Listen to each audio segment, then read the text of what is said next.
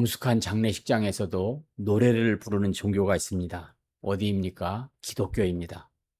왜 장례식장에서도 이렇게 찬양을 할까요? 그것은 욥기 1장 21절에 보면 내가 모태에서 알몸으로 나와 싸운즉 또한 알몸이 그리로 돌아가올지라 주신 이도 여호와시요 거두신 이도 여호와시오니 여호와 이름이 찬송을 받으실지니라. 그 장례식장에도 찬송을 부르는 이유는 이 욥기 1장 21절의 말씀입니다. 또 이사야 43장 21절 오늘 읽은 말씀을 보면 이 백성은 내가 나를 위해 지었나니 나의 찬송을 부르게 하려 함이라. 하나님이 우리를 지으신 목적이 하나님을 찬송하게 하시는 것이. 저는 이제 신방을 다녀보면 특히 이제 강아지가 있는 집이 있습니다. 그 집이 평소 예배를 드리는 집인지 아닌지 알 수 있어요. 예배를 드릴 때 강아지가 난리를 치고 짖고 이러면은 거의 처음으로 예배를 드린 집이에요. 그런데 평소에 가정 예배를 잘 드리는 집은 강아지가 이렇게 앉아 가지고 같이 예배를 드려요. 우리가 예배 시 사용해서는 안 될 말들이 있습니다. 찬송이나 한 장 부릅시다. 또 준비 찬송하겠습니다. 찬송은 준비하는 게 아니에요. 또 찬송을 부르며 앞자리로 나와 주시기 바랍니다. 또 여러분들을 위해 특송을 준비했습니다. 특송은 하나님께 올리는 거지 사람들 귀를 간지리는 노래가 아니에요. 그리고 시간 관계상 1절만 부르겠습니다. 이런 것도 우리가 쓰면은 안 되는 말입니다. 그러면 이제 왜 하나님이 찬양의 주인이신가? 왜 하나님이 찬양을 만드셨는가? 과학적으로 한번 증명을 해보면 음악은 소리입니다. 지금 제가 이렇게 박수를 칠 때 소리가 났죠? 이 물체가 있기 때문에 소리가 나는 거예요. 또 이 소리는 공기가 있어야 전달이 되고 그걸 들을 수 있는 청각이 있어야 돼요. 그리고 모든 정서를 통해서 느낄 수가 있어요. 이런 것이 없으면 음악은 들을 수가 없습니다. 그럼 이 모든 것을 누가 창조했습니까? 성경은 창세기 1장 1절에 태초에 하나님이 천지를 창조하시니라. 창세기 1장에서 3장까지 상세하게 태초에 천지를 창조하신 모습이 그려져 있어요. 또 요한복음 1장 3절에도 만물이 그로 말미암아 지은 바 되었으니 지은 것이 하나도 그가 없이는 된 것이 없느니라. 여기서 그는 예수님은 태초부터 계셨고 천지 창조를 함께 하셨어요. 또 성령도 천지를 창조하셨는데 창세기 1장 2절에 보면 여호와의 신은 수면 위에 운행하시더라. 그 창조, 성부, 성자, 성령 하나님이 함께 천지를 창조하셨어요. 천지를 창조할 때 이 음악도 하나님이 다 창조하신 거예요. 또 음악의 역사를 통해서 보면 세계적인 대음악가들은 대부분 기독교인이에요. 그리고 이 음악은 이렇게 통역이 필요가 없어요. 언어는 통역이 필요하지만 음악은 통역이 필요하지 않다. 그리고 루시퍼가 이제 사탄인데 원래 천사로서 하나님을 찬양하던 천사였어요. 그리고 성경에 보면 스랍 천사가 하나님 나라 보좌에서 찬양을 하는데 이렇게 천사들이 찬양을 담당한다는 점은 이 음악, 찬양으로 하나님께 영광을 돌린다. 하나님의 영광을 돌리는 그 존재가 바로 천사고 하나님을 영화롭게 하는 천상의 언어가 바로 찬양인 것이. 그리고 하나님은 우리들의 찬송 중에 거하십니다. 시편 22편 3절에 보면 이스라엘 찬송 중에 거하시는 주여 이렇게 말씀했어요. 그리고 성경에는 찬양하라는 명령이 399회가 나옵니다. 그런데 이 찬양의 대상은 오로지 하나님이, 이 찬양을 사람이 하는 것이 아닙니다. 우리가 복음성가 중에 이런 게 있어요. 나는 예수님이 좋아. 그렇게 좋다고 그러다가 나는 우리 교회 좋아. 그러다가 삼천포로 빠지는 게 있는데 나는 목사님이 좋아. 목사님 들으면 좋겠죠. 그러나 목사님 귀를 좋게 하려고 하는 게 찬송이 아니. 이런 거 부르면 안 됩니다. 오로지 찬송은 하나님께만 영광을 돌려야 돼요. 그리고 이 찬양이 이렇게 중요한 게 이 찬양 중에 하나님이 임재하십니다.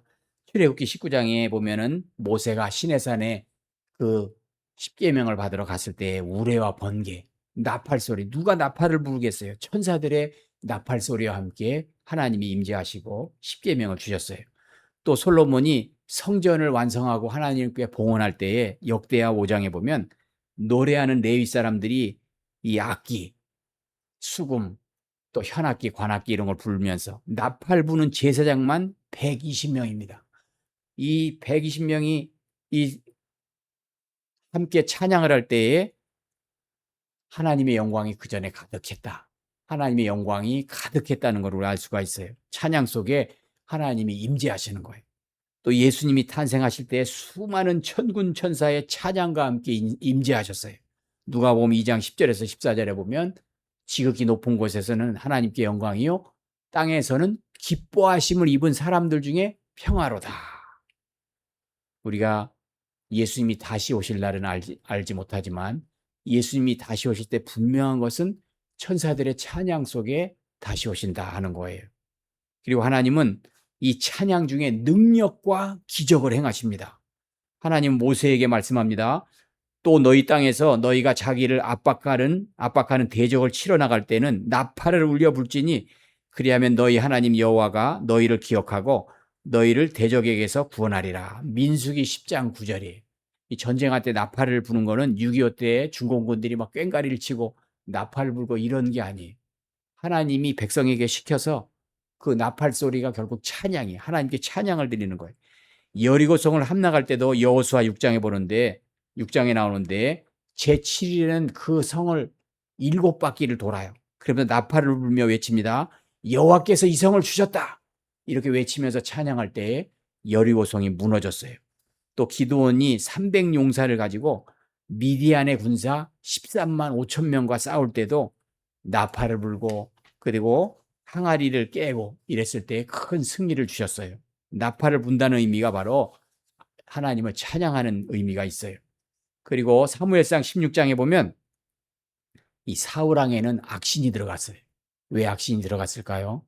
자기 사위를 미워하는 거예요. 자기 사위가 골리앗을 때려 죽였는데 그 어떤 여인이 노래를 부르는 거예요. 사울이 죽인 자는 천천히요. 다윗이 죽인 자는 만만히로다. 그 질투심이 생겼어요. 야, 이놈 큰일 났다. 이놈이 나를 위협하겠구나. 자꾸 미워하는 죽일 마음을 들으니까 귀신이 쏙 들어가는 거예요. 여러분 귀신은 언제 들어갑니까? 미워하는 마음, 죽이려는 마음, 분노 이런 게 있을 때 귀신이 쏙 들어가는 거예요. 그래서 성경에는 해가 지도록 분을 품지 말라. 우리가 살다 보면 분을 그때그때 안 품을 수가 없는데 빨리 그걸 풀어내야 돼요. 어떻게 풀어요? 기도로 풀어내고 주여요. 주님을 찾으면서 주여 나에게 선한 마음을 주옵소서. 또 그 사람이 미우면 그걸 축복하면 그 미워하는 마음이 사라져요. 그래서 귀신이 들리니까 자꾸 다윗을 죽이려고 했는데 다윗이 수금을 탁 키면서 찬양을 하면 사울에게 붙어있던 악신이 떠나갔어요. 여러분 악신이 떠나갑니다. 그리고 여호사밧 왕은 역대하 20장에 보니까 연합군들이 쳐들어왔을 때에 찬양대에게 예복을 입히고 찬양을 하게 전쟁터에서 그랬더니 전쟁에서 승리했어요. 근데 그 찬양한 내용이 뭡니까? 여호와께 감사하라. 그 인자하심이 영원하미로다. 또 바울과 실라가 빌립보 감옥에 갇혔어요. 예수님을 전하는 일 때문에. 그들이 무슨 나쁜 짓을 해서가 아니에요. 주의 복음을 증거하다가 핍박을 받았는데 감옥에 들어가면 하나님 너무합니다. 불평해야 되잖아요. 근데 이 사람들은 예수의 사랑이 가득하니까 거기서 기도와 찬송을 했어요. 그때 막 지진이 일어나면서 옥문이 열려서 그 감옥에서 나올 수가 있었어요. 이렇게 옥중에서도 찬양하니까 이런 이적이 일어났어요. 여러분 그런데 하나님은 찬양의 주인이시고 유일한 찬양의 대상이에요. 이단 교주와 같이 자기에게 영광을 돌리라고 하는 게 아니라 오직 하나님께 성부 성장 성령 하나님께만 그 찬양을 돌릴 수가 있는 것입니다. 그래서 찬양은 하나님께 드리는 가장 아름다운 입술의 열매예요. 그 찬양을 통해서 상한 감정이 치유받고 마음의 평안이 생기고 질병이 치료됩니다. 그 찬양은 곡조 있는 기도입니다. 우리가 살다 보면 도저히 기도할 수 없을 때가 있어요. 너무나 지쳐서 또 너무나 큰 우환을 당하고 어떤 재난이라든지 또 금전적인 문제, 사람들 속에서 배신을 당할 때 미움이 가득해서 도저히 기도가 할 수 없을 때가 있어요. 이럴 때는 찬양을 하세요. 찬양은 곡조 있는 기도예요. 제가 개척 후에 이제 새벽 기도 시간에 사람이 올 때도 있고 안 올 때가 있었는데, 사람이 안 오면은 찬송가를 7곡을 불렀어요. 7곡을 부르다 보면 마음이 막 뜨거워지고 은혜가 쏟아져서 이 강대상에서 그냥 선체로 기도하며 9시까지 성경을 읽고 은혜를 많이 받은 그런 경험이 있었습니다. 힘들고 어려울 때 여러분들도 찬양을 하시기 바랍니다. 여러분, 이제 찬양대와 관련해서 레위인은 30세 이상 레위인 288명을 선발해 가지고 관악과 현악으로 찬양대를 만들었어요. 또 솔로몬은 찬양대를 4,000명으로 이렇게 구성했는데 역대상 23장에 나옵니다. 찬양대가 4,000명이고 관현악단으로 제사장 120명을 선발해서 이렇게 편성을 했어요. 우리 하나님께서는 개인이 찬송하는 것도 좋아하시지만 회중 찬송을 명령하셨어요. 신명기 31장 19절에 보면, 그러므로 이제 너희는 이 노래를 써서 이스라엘에게 자손에게 가르쳐서 그 이름으로 부르게 하여 이 노래로 나를 위하여 이스라엘 자손에게 증거가 되게 하라. 모든 회중들에게 찬송을 가르치라고 했어요. 또 시편 69편 30절에서 31절에 보면, 내가 노래로 하나님을 찬송하며 감사함으로 여호와를 광대하시다 하리니 이것이 소 곧 뿔과 굽이 있는 황소를 드림보다 여호와를 더욱 기쁘시게 할 것이라. 황소를 드리는 것보다 더 하나님을 기쁘시게 하는 게 찬양이에요. 찬양. 우리가 하나님께 헌금 드리는 것보다 더 기뻐하시는 것 찬양이에요. 하나님을 찬양하는 것.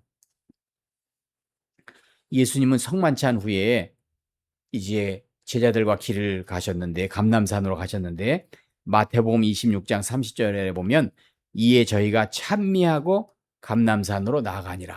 이 제자들이 찬미했는데 어떻게 스스로 찬미했겠어요? 예수님도 찬송하고 예수님이 제자들에게 가르쳐주고, 또 찬송의 대상이 예수님이에요. 저는 이게 찬송을 부르다 보면 성부 하나님께만 찬송하는 게 아니라 예수님께 찬송 드리는 내용도 더 많고 성령 하나님께 찬송하는 내용도 있어요. 그래서 저는 예배 시간마다 적절하게 성부, 성자, 성령 삼위일체 하나님을 찬송하는 곡으로 이렇게 구성하려고 노력을 하고 있습니다.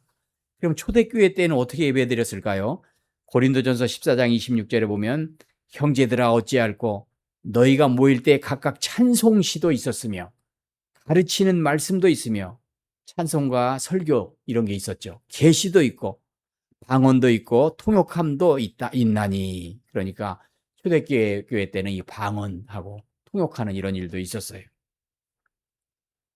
오늘 본문을 기록한 이사야 선지자는 3년 동안 벗은 몸과 맨발로 예언을 했어요.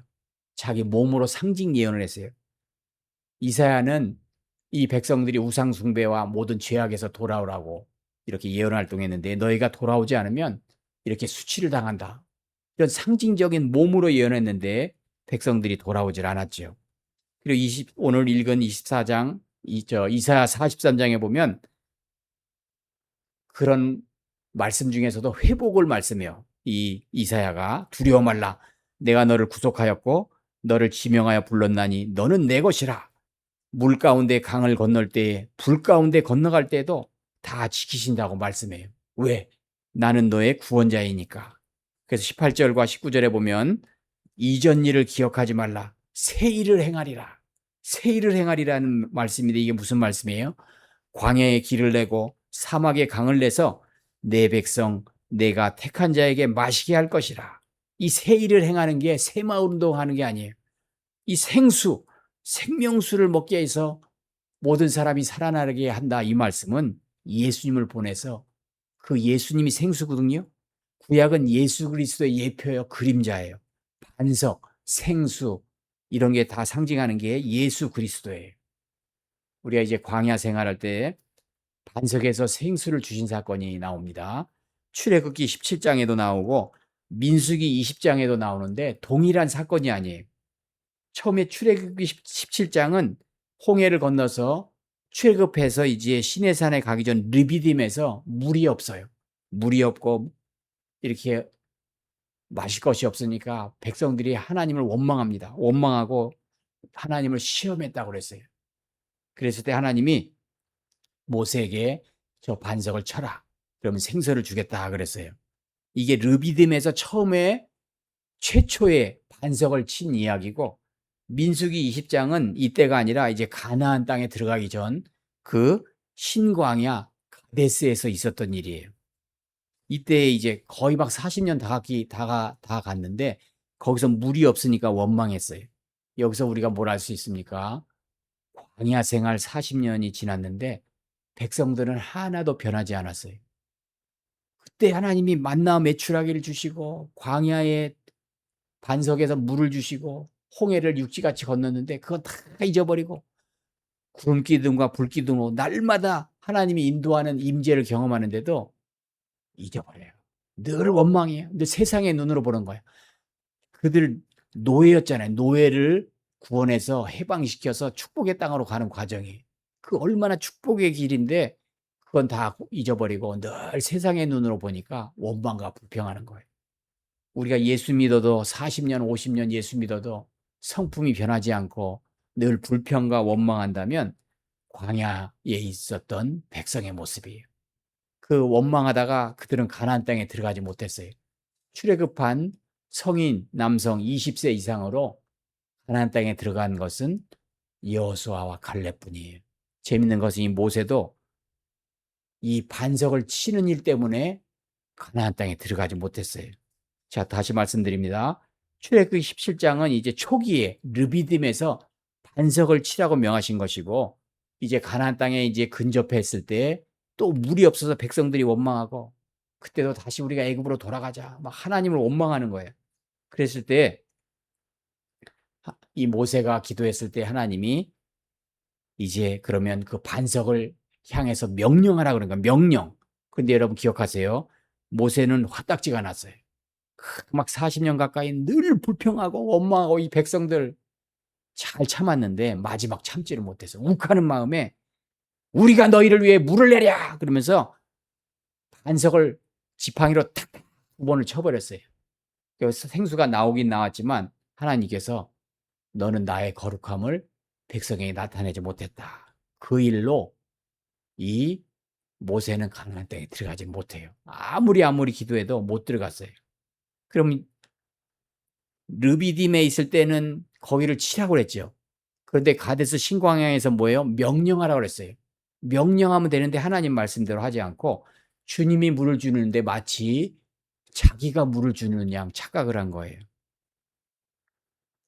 오늘 본문의 말씀이 본문 이사야 43장과 비슷한 말씀이 있어요. 시편 105편 40절에 보면 그들이 구한즉 메추라기를 가져오시고 또 하늘의 양식으로 그들을 만족하게 하셨도다.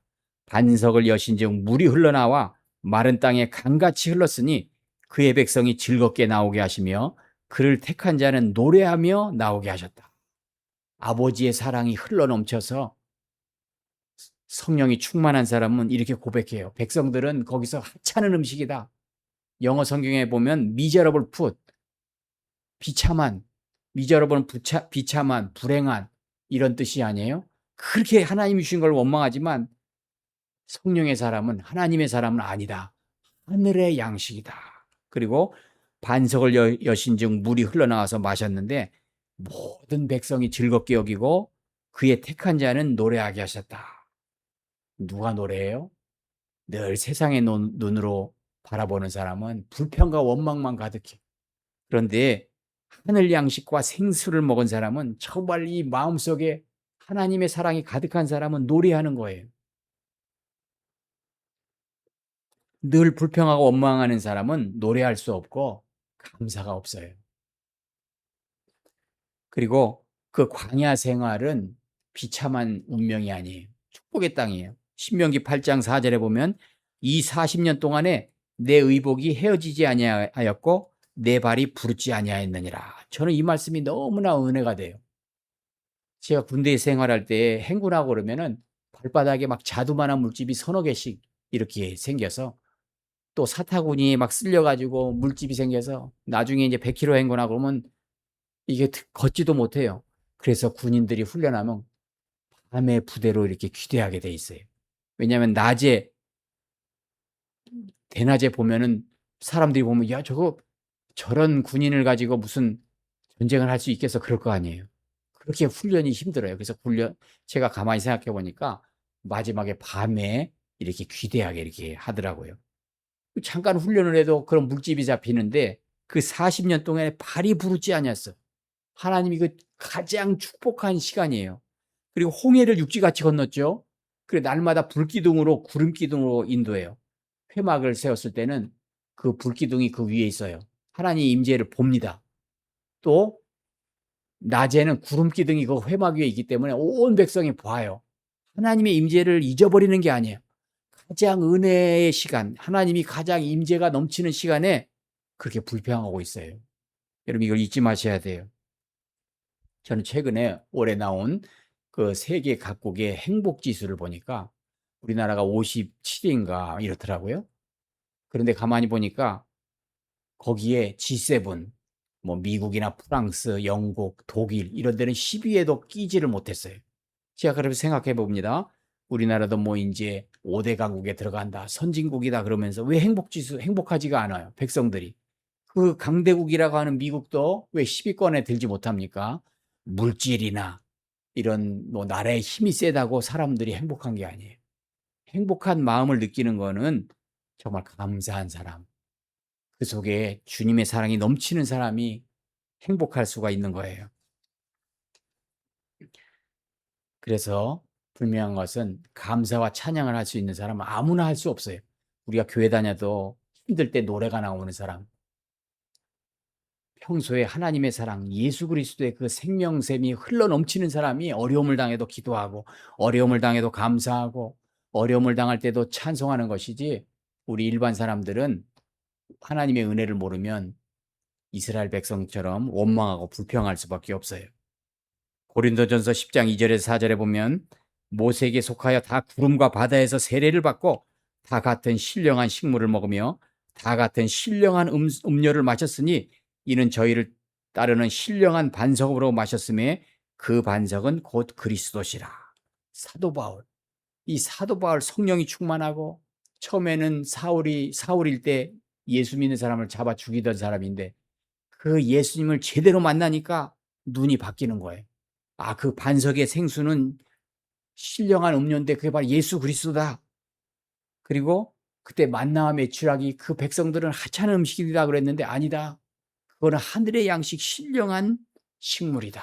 이렇게 고백을 하는 거예요. 자, 구약은 예수 그리스도의 예표여 그림자로 했죠. 사도 바울이 이렇게 신령한 음식, 바로 예수의 살과 피를 상징하는 거예요.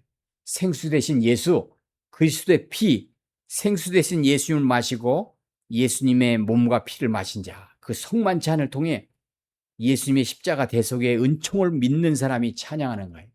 우리가 성만찬을 할 때 그냥 단지게 먹는 게 아니라 기념하라 그랬죠. 예수님의 그 십자가를 생각하는 거예요. 예수님의 보혈을 생각하는 거예요. 그거를 내가 흔절히 사모하고 그것을 예수님을 내 마음에 품은 사람이 바로 찬송할 수 있고 감사할 수 있는 것입니다.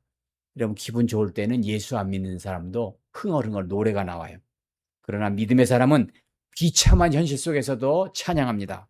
욥은 주신 이도 여호와시요 거두신 이도 여호와시니 여호와 이름이 찬송을 받으실지니이다. 사탄이 그 시험을 해가지고 자식들이 다 죽고 재물이 손상되고 그랬을 때 그 시간에 주신 이도 여호와시요 거두신 이도 여호와시다.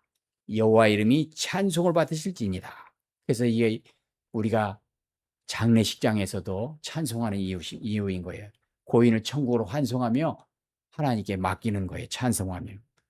다윗은 고난 중에도 하나님의 선하심을 노래했어요. 요나는 물고기 뱃속에서도 절망적인 상황에서도 구원은 여호와께 속하였나이다 찬양했어요. 그랬을 때 이 물고기가 그를 육지에 토해냈어요.